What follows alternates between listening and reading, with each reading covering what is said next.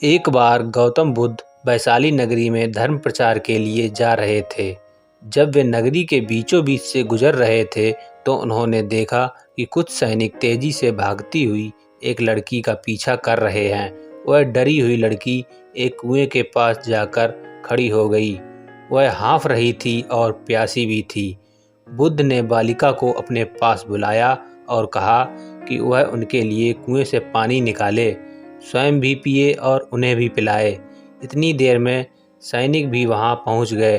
बुद्ध ने हाथ के संकेत से उन सैनिकों को रुकने के लिए कहा।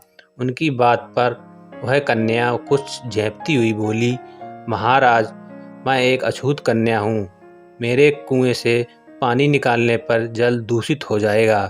बुद्ध ने उससे फिर कहा, पुत्री, बहुत जोर की प्यास लगी है, पहले तुम पानी पिलाओ। इतने में वैशाली के राजा भी वहां आ पहुँचे।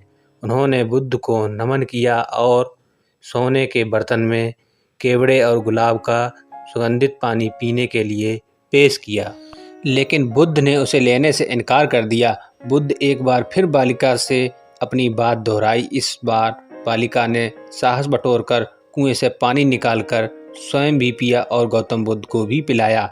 पानी पीने के बाद बुद्ध ने बालिका से भय का कारण पूछा। कन्या ने बताया, मुझे संयोग से राजा के दरबार में गाने का अवसर मिला था।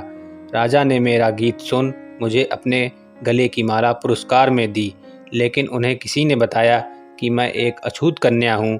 यह जानते ही उन्होंने अपने सैनिकों को मुझे कैद खाने में डालने का आदेश दे दिया। मैं किसी तरह उनसे बचकर यहाँ तक पहुँची थी कि आप मिल गए। इस पर बुद्ध ने कहा, सुनो राजन, मैं चाहता हूँ कि मेरी इस बात को हमेशा याद रखें कि किसी भी इंसान की पहचान उसके धर्म या जाति से नहीं, बल्कि उसके गुणों और कर्मों से होती है।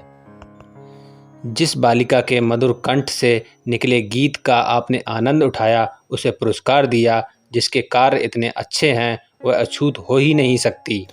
यहाँ पर नीची सोच और छोटी कार्य करके अछूत होने का परिचय तो आपने दिया है, इसलिए मेरी नज़रों में एक कन्या नहीं बल्कि आप अछूत हैं। वैशाली नरेश बुद्ध के सामने शर्मिंदा होने के अलावा और कर भी क्या सकते थे। उन्होंने बुद्ध से क्षमा मांगी और वहाँ से चले गए।